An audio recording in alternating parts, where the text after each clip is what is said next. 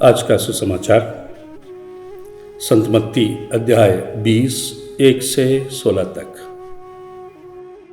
स्वर्ग का राज्य उस भूमिधर के सदृश है जो अपनी दाखबारी में मजदूरों को लगाने के लिए बहुत सवेरे घर से निकला। उसने मजदूरों के साथ 1 दिनार का रोजाना तय किया और उन्हें अपनी दाखबारी में भेजा। लगभग पहले पहर वह बाहर निकला और उसने दूसरों को चौक में बेकार खड़ा हुआ देखकर, तुम लोग भी मेरी दाखबारी में जाओ, मैं तुम्हें उचित मजदूरी दे दूंगा। और वे वहां गए। लगभग दूसरे और तीसरे पहर भी उसने बाहर निकलकर ऐसा ही किया।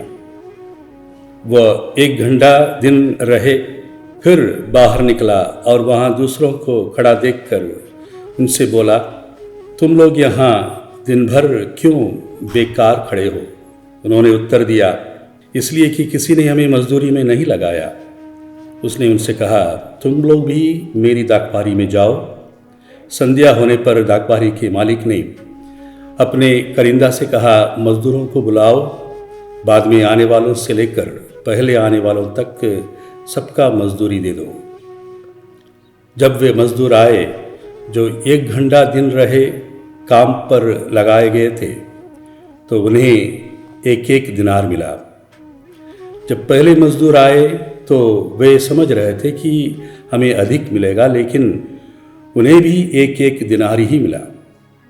उसे पाकर वे ये कहते हुए भूमिधर के विरुद्ध बुनबुनाते थे, इन पिछले मजदूरों ने केवल घंटे भर काम किया, तब भी आपने इन्हें हमारे बराबर बना दिया।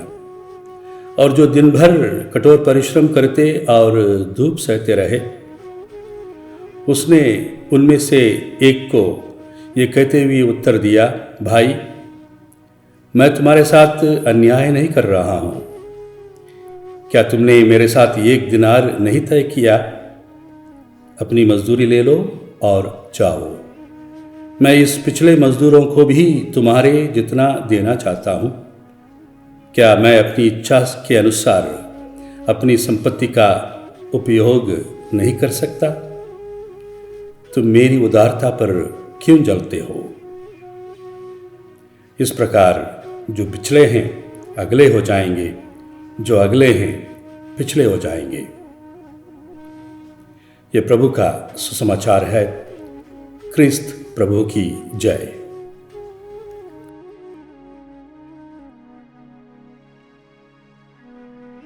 आज के सुसमाचार से वचन कहता है, ईश्वर सदा अपने लोगों के प्रति उत्सुक रहता है। वो अपने लोगों के पास आने के लिए, उनके समीप रहने के लिए सदा तैयार रहता है।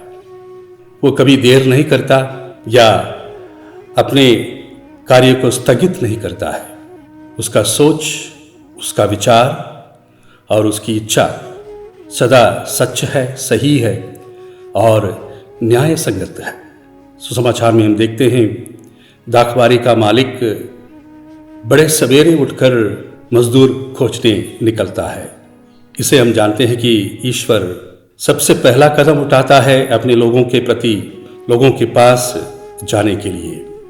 जो बेकार बैठे रहते हैं, जो सक्रिय नहीं होते हैं, उनके प्रति चिंता रखता है और उनके उत्साह और उनके सफलता या फलदायी जीवन के प्रति चिंतित रहता है। हम ये भी देखते हैं कि ईश्वर सबके साथ समान व्यवहार करता है, वो कभी पक्षपात नहीं करता। इस दृष्टांत में हमने देखा, इस कहानी में हमने देखा, सबको बराबरी मजदूरी देने का चेष्टा करता है। जो अंतिम में आया, जो पहले आया, सबको बराबरी मजदूरी। इससे ये पता चलता है, इससे हम ये सीखते हैं, जो लोग विश्वास, सच्चाई और उत्सुकता के आधार पर ईश्वर के पास आते हैं, सब कोई ईश्वर से समान पुरस्कार पाते हैं। हमारे पुरस्कार का आधार विश्वास है, हमारे पुरस्कार का आधार सच्चाई है, हमारे पुरस्कार का आधार विश्वास में सक्रिय रहना। एक ही विश्वास, एक ही सत्य और एक ही शरीर जो कि क्रिस्त है, उसमें हम भाग लेते हैं, उसके जीवन के हम सहभागी बनते हैं और उससे समान कृपा प्राप्त करते हैं। हम सब ईश्वर के एक ही मिशन, एक ही राज्य के पुत्र पुत्रियां बनने के लिए, शिष्य बनने के लिए बुलाए जाते हैं। आज का ये वाणी हमें ये संदेश दे, हमें प्रेरित करें। हम सब एक ही विश्वास में, एक ही ईश्वर के साथ, एक ही सच्चाई में, सत्य पर चलने के लिए तत्पर हो जाएं। ये कृपा हम प्रभु से प्राप्त करें। आमीन।